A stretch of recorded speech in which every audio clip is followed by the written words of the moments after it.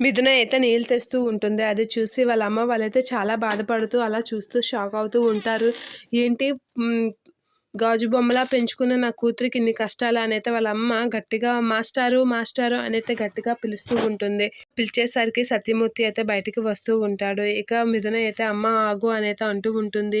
ఏంటి అయ్యా నువ్వు చేస్తుంది? నా కూతుర్ని పూల బొమ్మలా పెంచుకున్న నా కూతుర్ని ఇప్పుడు ఇంట్లో ఇన్ని కష్టాలు పెట్టిస్తున్నారా? అర్జెంటుగా నా కూతుర్ని ఇంటి నుంచి పంపించేయండి. నా కూతురు మా ఇంటికి పంపించేయండి అని చాలా గట్టిగా అంటూ ఉంటుంది. ఆ మాటలకి లలిత అన్న మాటలకైతే అందరూ బయటికి వస్తూ అలా వింటూ ఉంటారు. ఇక సత్యమూర్తి వాళ్ళ ఆవిడైతే ఇలా అంటూ ఉంటుంది. మీ కూతుర్ని మేము ఎప్పుడో వెళ్ళిపోమని చెప్తున్నాం. ఈ ఇంట్లో ఉంచడం మాకు ఏమాత్రం ఇష్టం లేదు.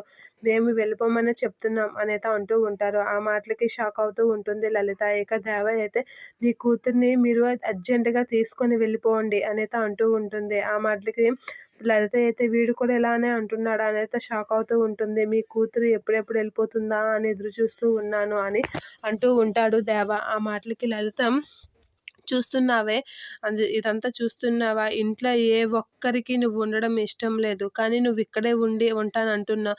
నువ్వు ఎప్పుడెప్పుడు వెళ్ళిపోతావా అని అందరూ ఎదురు చూస్తున్నారు. అలాంటి ఇంట్లో నువ్వు ఉండి ఏం సాధించాలనుకుంటున్నావు?